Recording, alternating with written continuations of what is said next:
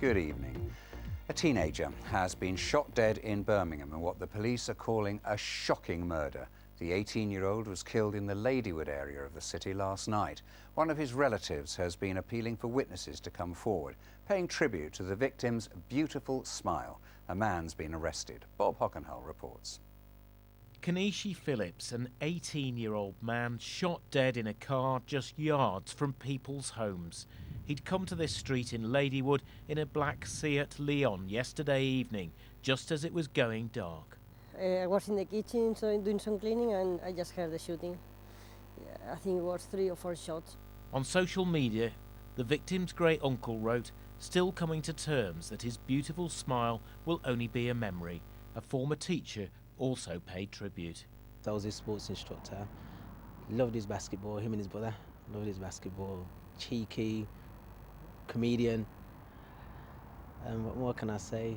Witnesses say Kenichi staggered out of the car before collapsing. He's the 4th person to be shot dead in Birmingham since October. The city has seen a new surge in gun crime. We sometimes get lost in numbers. These are young people losing their lives. These are mums and brothers and sisters that we're having to help through these tragic circumstances. This latest shooting has happened in a residential area barely half a mile from the city centre. It's left people here feeling anxious and concerned. I live on my own in the flat, but when you come out here at night time, it is really scary. We're living in fear.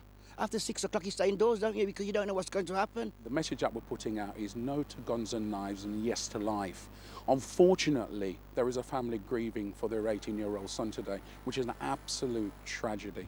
This afternoon, a 22-year-old man from Birmingham was arrested on suspicion of murder.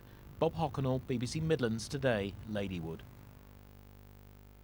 Well, our special correspondent Peter Wilson is at the scene for us now. And Peter, as we've gathered, this is the latest in a series of gun-related crime in the city.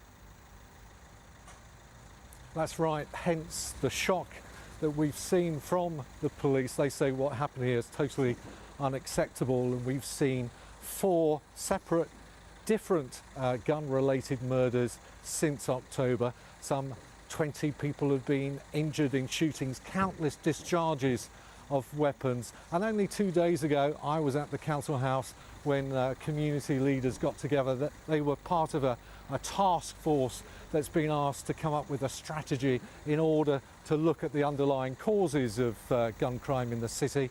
A lot of those members today very sad at yet another teenage life wasted. So do we know why these shootings are happening?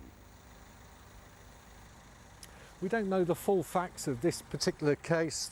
Police teams working hard into the night here. But as far as gun-related shootings are concerned, detectives have always said to me it's the 3 R's. That's usually down to issues over respect, revenge or revenue to do with money and arguments over drug-related matters. They're waiting for a special vehicle to take the car away that's in the tent behind me. Tomorrow a post-mortem will take place. From Ladywood, handing back to the studio. Peter, thank you. And police in Rugby are investigating